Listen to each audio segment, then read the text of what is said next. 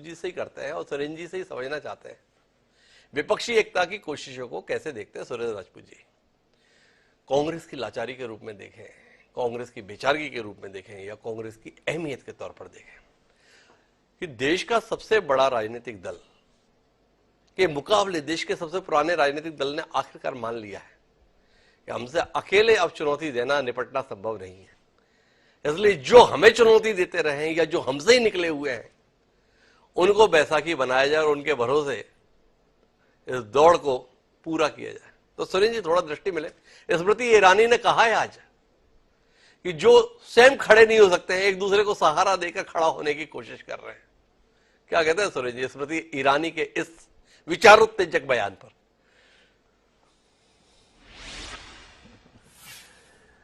हिमांशु जी, सबसे पहले तो मेरे लिए विचार उत्तेजना आपके बातों से आती है जी। ऐसे किसी व्यक्ति के बातों से नहीं आती है जो अपने कई चेहरे रखता जी। ऐसे इतने चेहरे रखता हो कि अगर वो कभी महिलाओं के मुद्दे पर बात होनी हो तो संसद में झूठा अपमानजनक भाषा इस्तेमाल करते हो, लेकिन अगर बाहर हाथरस की बेटी पर कोई अत्याचार हो रहा हो तो चुप्पी साध लेते हैं। पहलवान बच्चियों पर कोई अगर अत्याचार अनाचार हो रहा हो तो वो चुप्पी साध लेते हैं। ऐसे दोहरे चरित्र के लोगों से कभी भी विचार उत्तेजना नहीं आती। मेरी आवाज मुझे वापस मिल रही है, थोड़ा ठीक करा दीजिए जी। तो ऐसे लोग जो जिनको ये पता चल जाता है कि वायनाड में एक हाथनी मर गई है तो बाल खोल करके बैठ जाती हैं धरने पर और भाषण पे और जैसे ही उन्हें पता चलता है कि वो हाथनी वायनाड पर नहीं है तो वो फिर अपना दुकान समेट करके चली जाती हैं।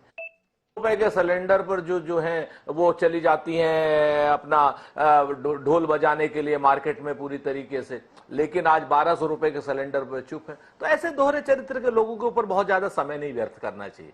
आप हैं, आप हर शख्स से सवाल पूछते हैं। श्रवण जी हैं, श्रवण जी के कठिन सवालों का भी जवाब देंगे, आपके भी कठिन सवालों का जवाब देंगे। वो कहते हैं ना कि करते भी चलो, बढ़ते भी चलो, बाजू भी बहुत हैं, सर भी बहुत, और चलते ही चलो कि अब डेरे मंजिल पे ही डाले जाएंगे।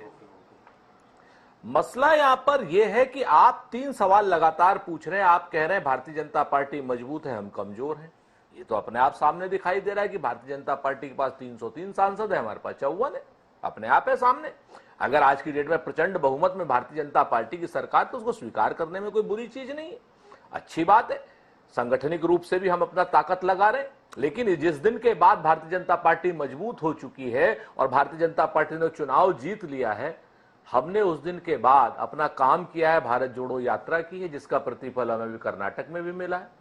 इससे पहले हमने हिमाचल का भी चुनाव जीता है।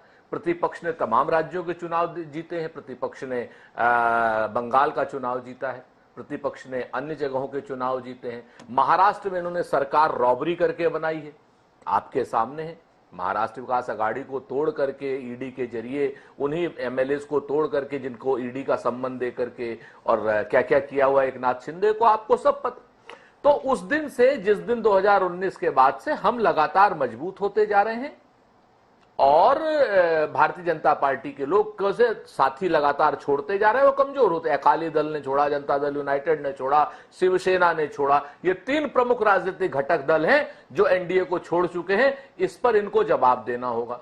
तो हम 2024 की आप तैयारी की बात अगर जब करते हैं, तो जब आप हमें कमजोर कहते हैं तो निश्चित तौर पर 2019 के हिसाब से हम कमजोर है, लेकिन 2023 में हम कमजोर नहीं है।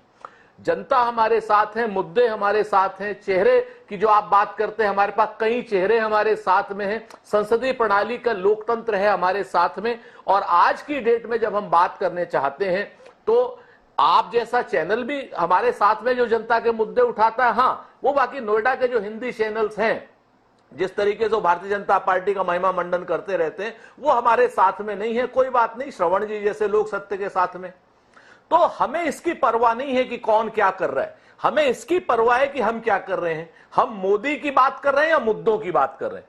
हमने मोदी जी की कोई बात नहीं कि हम सिर्फ मुद्दों की बात कर रहे हैं। क्या आप नहीं जानते हैं कि अरुणाचल से लेकर के लद्दाख तक चीन एग्रेशन में है, उसने हमारी भूमि पर कब्जा किया हुआ। इसका जवाब मिलना चाहिए कि नहीं मिलना चाहिए? अगर इसका जवाब मिलना चाहिए तो जवाब इसका यह मिलता है कि वो 20 सैनिकों के हत्यारे राष्ट्रपति से। मैं बहुत विनम्रता से बीच में हस्तक्षेप करता हूं। क्या आपने कहा कि